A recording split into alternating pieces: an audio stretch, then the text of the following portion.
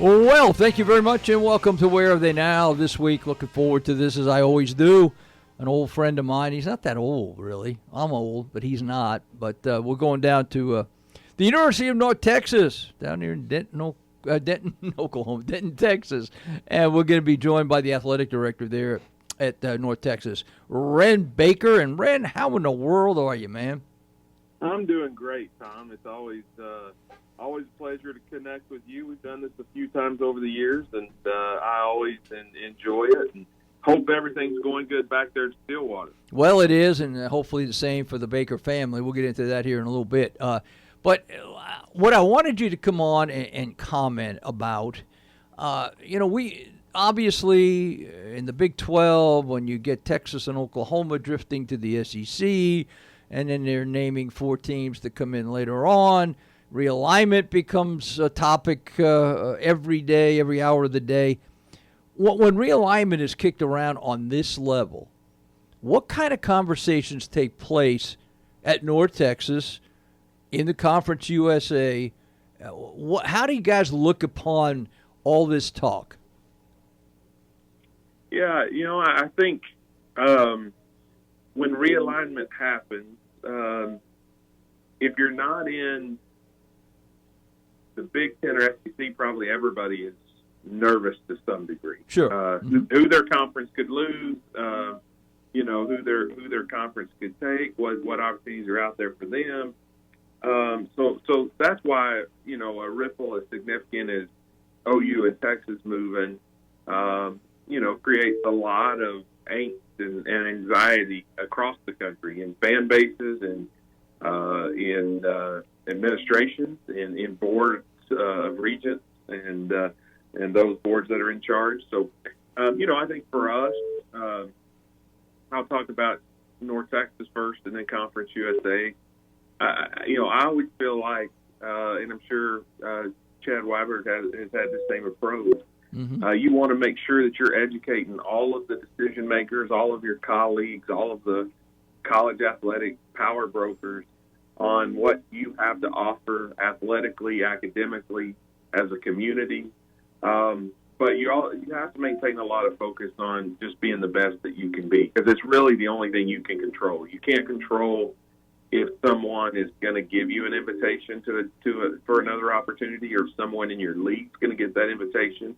The only thing you can control is on making sure that your athletic program is the best that it can be every single day, and taking advantage of the opportunity that you have before you. So I tell our fans, I tell our coaches and staff and our student athletes, if we're focused on being the best North Texas that we can be, that's going to make us better. It's going to make the conference where we're residing now better.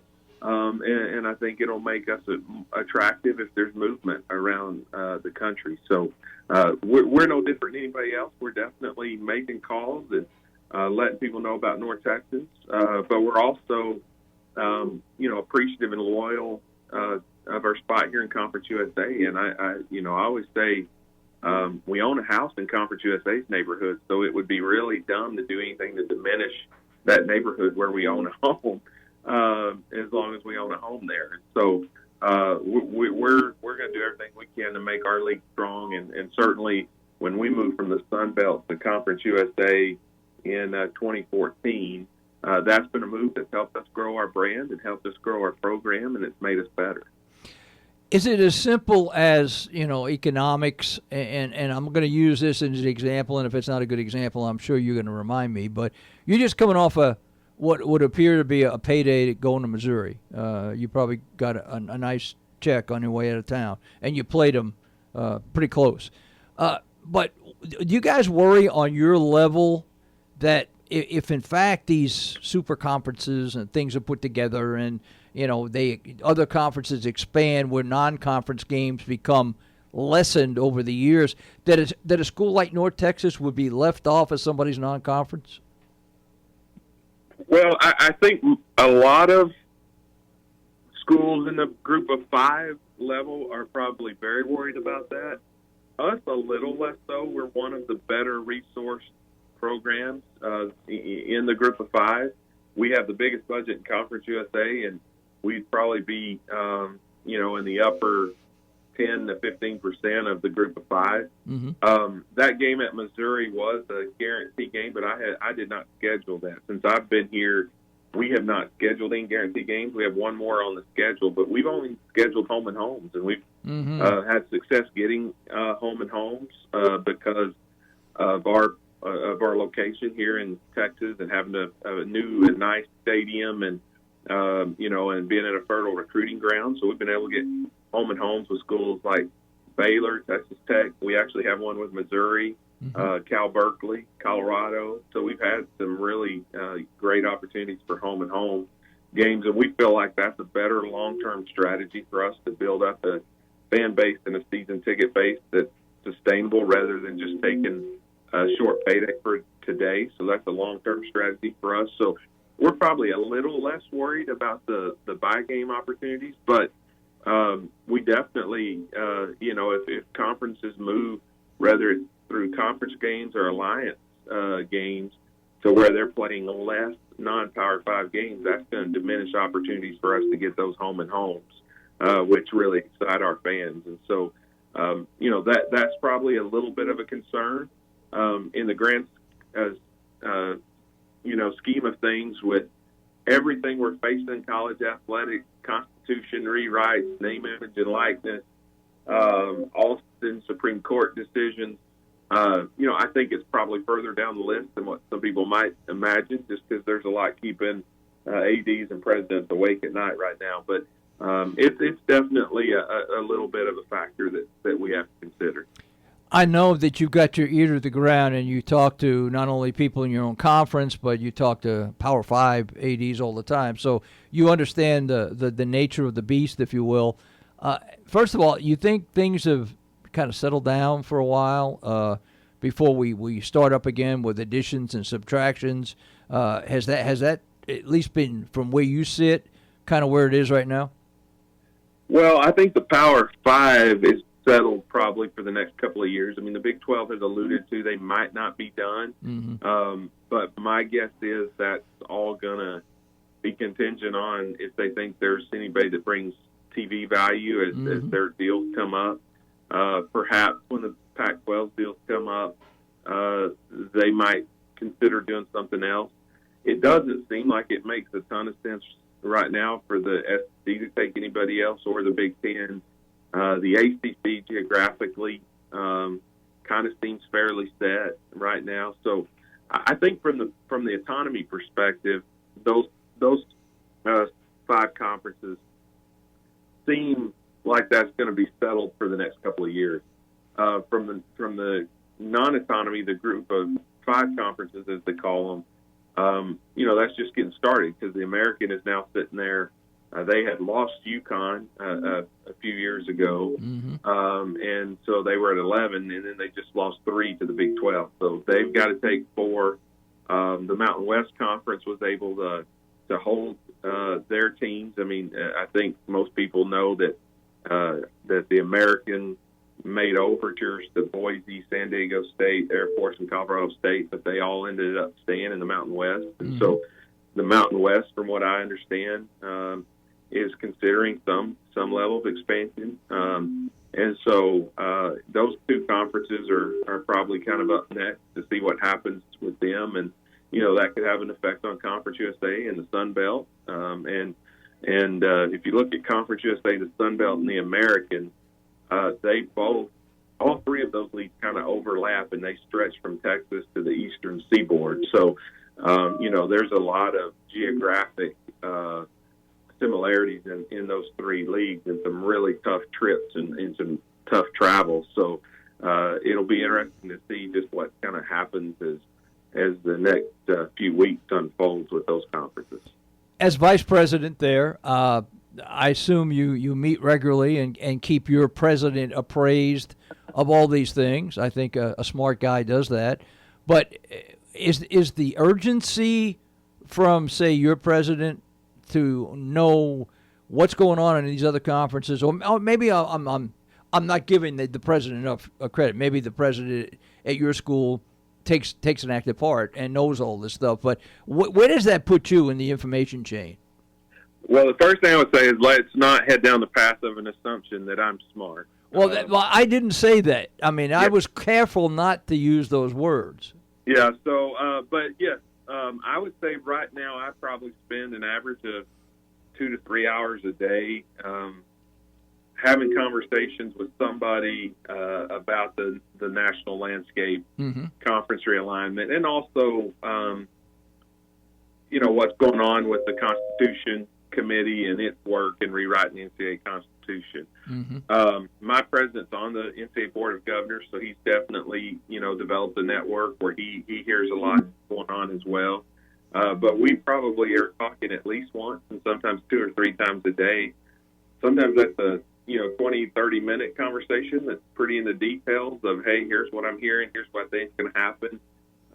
Or sometimes it's a minute or two conversation. But we definitely are talking more frequently than we would if all of this wasn't going on. And I think most presidents know, I mean, in the grand scheme of things, athletics is not it's a small part of the responsibility that falls on that office, but it's a part that catches the attention of benefactors, of your board, Mm-hmm. of your alumni base, your fan base at large. And so they definitely don't want to be caught by surprise on any developments that may be occurring.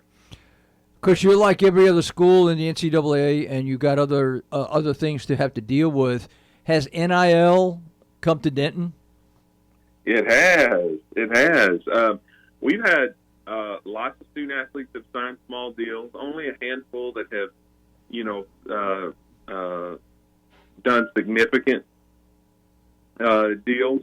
And probably the one who's done the most is you may remember Sarah Fuller, the Vanderbilt women's soccer player who kicked in a football game. Yeah. Uh-huh. Mm-hmm. She's from Dallas, and she had already, before she ever kicked in that game, she had committed to North Texas as a graduate transfer. We've got a really good women's soccer program, and she wanted to come back home, work on a graduate degree in an area where we have a very, very highly ranked program. And so, she's developed quite a strong social media following and a national name. I spoke at the inauguration of President Biden. I mean, she's nationally known, and so she's had significant deals. I haven't tallied them all up, but I would assume it's crossed the 6 figures just from the ones that I remember seeing. So she's probably the leader in the clubhouse, but we've had several athletes that's been able to do some significant deals. I'm going to give you a chance, and I know you're very proud of this because you work hard at it, and your coaches do as well. But it appears, outside looking in, that North Texas athletic department and the athletic programs that are part of it are on solid footing. Yeah, we've had a good 5 years here. We've grown our budget from about $30 million to about $40 million. Our academics has had 5 consecutive years of improvement. They've set records in each of those years, so we're probably the most proud of that. And then competitively on the field, on the court, we've seen, some of the, I think 4 of our top 6 most successful years in school history have occurred in the last 5 years. So we're really, really proud of that. Our football program has struggled a couple of years. We got out of the gate there in 17 and 18. We won 9 games both of those years, and we've kind of struggled to maintain that consistency. So hopefully we can get back there. Maybe we'll find another Mason Fine from the small school ranks in Oklahoma to come and be the best quarterback in school history. That helps. But we're I think we're certainly a program that's on the rise. People nationally recognize the growth and trajectory of the program, and so we're really proud of what we've been able to accomplish. And it really goes back as a credit to our student athletes and coaches, but also to our fans and donors who've given at record-breaking levels fairly consistently over the last few years, and that's allowed us to invest in the program in meaningful ways and invest in facilities and infrastructure. So we're really proud of what that's allowed us to do. A couple of things before we cut you loose. Number one, has the portal become part of your day down there? Yeah, so not so much mine as athletic director, but our coaches, yes. And I think it's become a significant part of pretty much every coach in every sport trying to navigate that, trying to keep players, student athletes who are excelling for us from trying to transfer, and when we do lose them, or when we do have whether that's the graduation or transferring, trying to make sure that we replace them. I told our coaches when all of this started, coaches don't like a lot of change, and they have not liked the new transfer rules and what that's brought about. But I just told them, like, hey, we've got to embrace it, and what we need to make sure that we do is provide a great experience for student athletes, and an experience that they know is as good as anybody in the country can provide. And that doesn't mean you have the biggest facility or the nicest of everything. That you're helping them grow and develop as people, grow and develop academically, and then grow and develop athletically. And if we're doing that, then we should be able to have high retention rates.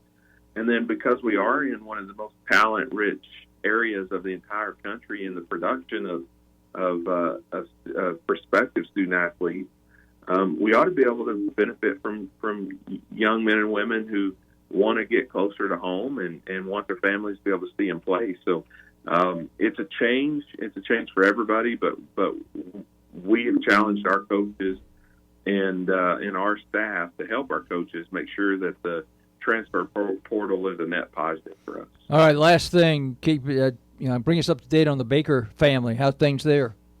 They're doing great. We're close to home, and Addison, my oldest, is now 10, and Reagan is 7. Addison is thoughtful, quiet, calm. And Reagan, it just runs around like a mad woman. So they're a good balance for each other and a good balance for their mother and I. And, we're within 3 hours of all of my family and within a couple hours of most of Heather's. And that's been such a great blessing. We lost Heather's father 2 or 3 weeks ago. And, we certainly that's anytime you lose a parent, that's hard. But we've really just spend a lot of time being reflective and thanking God for the opportunity to be back close to home the last 5 years and spend time with family. Those are opportunities that we got and our kids we received and our kids received that a lot of times in this business you don't get. So we're very blessed and the family's doing great. Does your family know that there's in the works a monument being built right now in Valiant to honor your presence there? They don't, but I'm unaware of such a monument as well. And while some people would want something like that, I actually don't, because I can guarantee you it would be defaced fairly quickly. I would probably just rather not have the monument. You know what? You can't even let that go, right? You always have to have the last word on something like that. Hey, Wren, I appreciate your time, big man. And best of luck for you guys down there in your conference. And as things roll along, we'll probably touch base with you and get another perspective like you gave today. But I do appreciate your time. Thank you, Tom. It's always great. And other than the times we're playing them, I always root for the Cowboys. So go Pope. All right, buddy. Thank you. Thank you a lot. That is Wren Baker, athletic director at University of North Texas.